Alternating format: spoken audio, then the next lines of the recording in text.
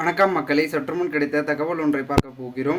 அதாவது நாடாளுமன்ற தேர்தலில் ஓபிஎஸ்க்கு மாபெரும் வெற்றி, அதிர்ச்சியில் இபிஎஸ் எந்த ஒரு தகவலை பற்றி தான் நாம் பார்க்க போகிறோம். தகவலை பார்ப்பதற்கு முன்னதாக நீங்கள் நம்மளுடைய சேனலுக்கு புதிய பார்வையாளர்களாக இருந்தீங்கன்னா மறக்காமல் நம்மளுடைய சேனலை சப்ஸ்கிரைப் செய்து வைத்துக் கொள்ளுங்கள். மக்களை, தற்சமயம் வரைக்கும் பெருமிதத்தில் இருக்கக்கூடிய நம்மளுடைய முக்கிய அங்கமாக சொல்லக்கூடிய பார்த்திங்கன்னா நம்மளுடைய ஓபிஎஸ் அவர்கள் பாஜகவுடன் கூட்டணி அமைத்து பார்த்திங்கன்னா ராமநாதபுரம் தொகுதியில் களமிறங்குறார். உங்கள் எல்லாருக்கும் தெரியும்னு நினைக்கிறேன். களமிறங்கி சுயேட்சை சின்னத்தில் தான் போட்டிடுறார். இரட்டை இலை சின்னம் இல்லை, சுயேட்சை சின்னம். அந்த சின்னத்தில் பார்த்திங்கன்னா பெரும் வாரியாக அவருக்கான ஆதரவு கிடைச்சிருக்கா, ஆதரவு கொடுத்துருக்காங்களா அப்படின்னு கேட்டிங்கன்னா கண்டிப்பாக இருக்குங்க. ஓகேங்களா? ஏன்னா பார்த்திங்கன்னா கிட்டத்தட்ட நம்மளுடைய இபிஎஸ்ஸின் வேலை என்னென்னா, அவரை எப்படியாச்சும் அந்த இடத்துல கம்மியாக்கணும், வாக்கு சதவீதத்தை தோல்வி பெற வைக்கணும் அப்படின்னு சொல்கிறாங்க. அதனால் பார்த்திங்கன்னா 5க்கும் மேற்பட்ட ஓபிஎஸ்ஐ பார்த்திங்கன்னா அந்த தொகுதியில் களமிறக்கினாங்க அப்படின்றது சொல்லப்படுகிறது.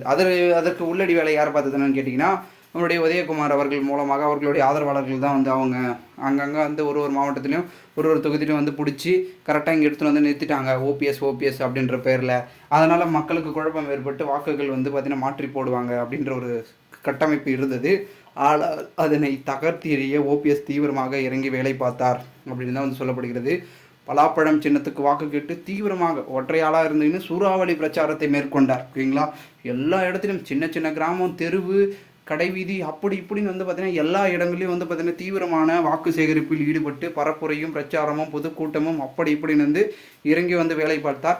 ஸோ அதற்கான பிரதிபலிப்பு ஜூன் 4ஆம் தேதி தேர்வு முடிவுகள் அன்று பார்த்திங்கன்னா தேர்தல் முடிவுகள் அன்று தெரியும் அப்படின்ட்டு தான் பார்த்திங்கன்னா மிகுந்த ஒரு எதிர்பார்ப்பில் இருக்கிறது அப்படின்னு சொல்லப்படுகிறது.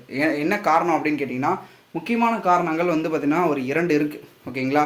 அதில் குறிப்பாக சொல்லக்கூடிய ஒரு காரணம் என்னவென்றால், தற்சமயம் வரைக்கும் பார்த்திங்கன்னா பெரும் விதத்தில் ஓபிஎஸ்ஐ தேடி தேடி வாக்களித்தாங்க. அதாவது ஒரு முக்கிய நிபுணர் சொன்னார், 2 பெட்டிகள் இருந்தது ராமநாதபுரத்தை பொறுத்த வரைக்கும். அதில் வாக்குச்சாவடியில் 2வது பெட்டியை நோக்கி தான் அதிகப்படியான பொதுமக்கள் சென்றார்கள் அப்படின்றது சொல்லப்படுகிறது. ஏன்னா 2வது பெட்டியில் தான் 22வது இடத்துல தான் ஓபிஎஸ் அவர்களுடைய பெயர் இடம்பெற்று பலாப்பழம் சின்னமும் இடம்பெற்றிருக்கிறதன் காரணமாக அதை நோக்கி சென்றதுனால கண்டிப்பாக வாக்கு சதவீதம் என்பது அவருக்கு அதிகமாக இருக்கும் ராமநாதபுர தொகுதிகளை அப்படின்றது பார்க்கப்படுகிறது.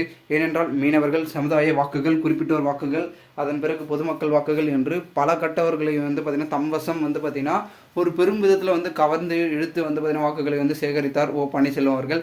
தேனியில் என்ன ஃபார்முலாவை பயன்படுத்தி வெற்றி பெறுவாரோ அதே ஃபார்முலாவை ராமநாதபுரத்திலும் பயன்படுத்தினார். கண்டிப்பாக என்னை நம்பியிருக்கக்கூடிய மக்கள், நான் நம்பியிருக்கக்கூடிய மக்கள் என்னை கைவிட மாட்டார்கள் ஒருபொழுதும்.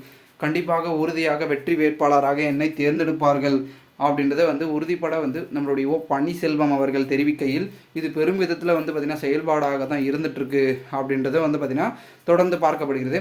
பொறுத்திருந்து பார்க்கலாம் என்ன நடக்கிறது என்பதை. மேலும் இதுபோன்று நீங்கள் அரசியல் சார்ந்த நிகழ்வுகளாம் தினசரி தெரிந்து கொள்ள சேனலை சப்ஸ்கிரைப் செய்து வைத்துக் கொள்ளுங்கள். இந்த தகவலை குறித்து பொதுமக்கள் உங்களுடைய கருத்துக்களையும் கமெண்ட் மூலமாக தெரிவிங்கள். நன்றி.